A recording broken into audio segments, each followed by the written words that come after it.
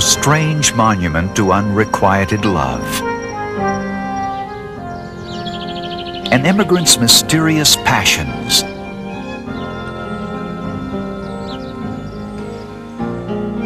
"1,100 tons of coral rock, quarried, hauled, and carved by one man." The greatest mystery to me of Coral Castle is how Ed was able to do what he did with the equipment he had. Every person has his own theory. Some people think that Ed is from outer space. This is Ed Leedskanin, and this is his creation. A castle made of coral here in Homestead, Florida.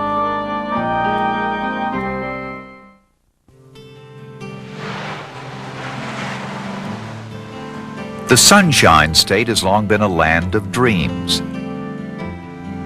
For vacationing sun lovers, for retirees, and for developers who've turned beachfront swampland into Art Deco boulevards like here in Miami Beach. But travel just a few miles south of Miami to Homestead, and what catches the eye is a much different style of building. For here in the 1920s and 30s, a remarkable and mysterious man built one of America's most bizarre monuments. It's been called Ed's Place, Rockgate Park, even America's Stonehenge. It's really cool. I wonder what he Today, just off US 1, you'll discover it as Coral Castle. Coral Castle is an incredible, almost eerie testament to one man's obsession, one man's determination and skill. And to this day, Ed Leedskanin and his achievements remain cloaked in mystery.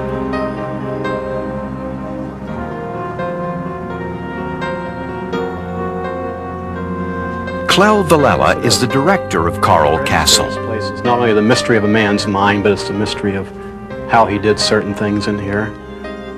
Ed Leedskanin was born to a family of farmers in 1887 in a small village outside Riga in Latvia. A frail and sickly boy, he was trained as a clerk and later as a stonemason. He led an uneventful life until 1912, when a broken heart drove him from the only land he'd ever known. Before Ed came to the country, which is really the reason why he came here, he was engaged to a girl who was 16 years old, and that time Ed was 27, I believe. And the night before the wedding, she came in and said, "You're too old and too poor for me to marry." And that broke Ed's heart. He fixed it in his mind he was going to become somebody somehow, someday, and he traveled to the United States and settled down in Florida City, and all the rest is history right here. In 1918, Ed began secretly carving the first of his coral pieces on an isolated acre of land in Florida City. By 1940, he had quarried, hauled, and carved over 1,000 tons of coral and had moved his Coral Castle to the nearby town of Homestead. Throughout his life, he claimed that his massive project was merely a labor of love for his ex-fiancée, a girl he referred to only as Sweet 16. Today, the results of this broken-hearted man's efforts continue to amaze, right down to the stone chairs and tables. Here you have our contoured reading chairs, and we also have a table shaped like the state of Florida. Lake Okeechobee is a finger bowl, and there's 11 rocking chairs around it.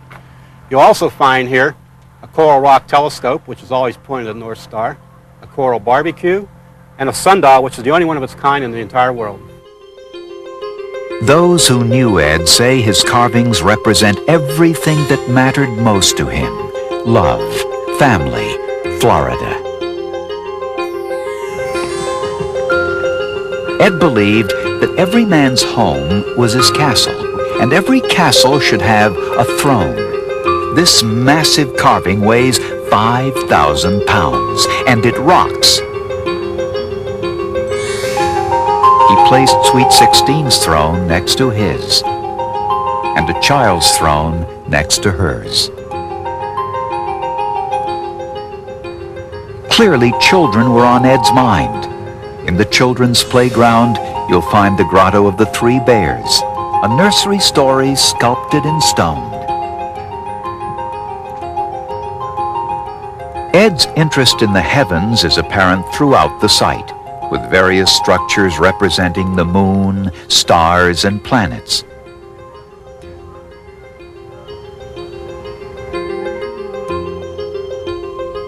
And then there's Ed's interpretation of a coral sundial. As you can see, the marker right now is approaching the 10 o'clock hour. And on today, and then each subsequent day at 10 o'clock, it's going to follow this line down. All the way down, and it's going to cross over on the first day of spring right here. As it travels down the loop, at the very bottom of the loop would be the longest day of the year, which is June 21st. Ed's sundial accurately tells time and indicates the solstice and equinox days.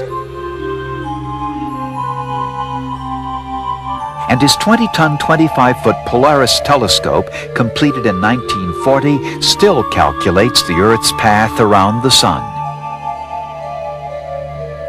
But to see into the heart of Ed Leedskanin, you must sit at the Feast of Love table, a 5,000-pound heart-shaped coral rock, just one more element in this monument to lost love. To visitors, Ed would tell the story of Sweet 16 as though she were arriving on the next boat from Latvia, finally agreeing to marry him. He told this tale for so many years, some began to doubt its veracity. But believers insist that she existed. Could any fantasy so inspire a man that he would build such a monument to unrequited love?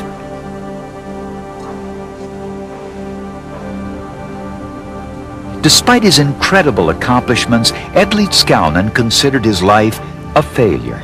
His Sweet 16 never came across the ocean to live with him and bear his children. In 1951, Ed put up a sign that read, "Going to hospital," and checked himself into Jackson Memorial. He died 3 days later of kidney failure.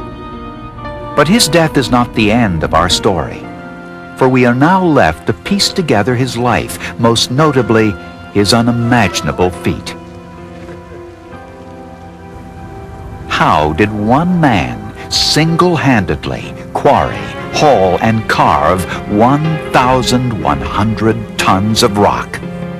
Every person has his own theory. Some people think that Ed is from outer space. Some people think that he was a man not of this time. I happen to think that Ed was just a very creative individual, a very dedicated individual, and a hard-working individual who saw a dream and decided to do it. But how? Ed Leedskanin was only 5 feet tall. He weighed 120 pounds. How could he alone have built a 240-ton tower, an obelisk 40 feet high and 57,000 pounds, a 23-ton crescent moon? What clues will you find in the stones themselves?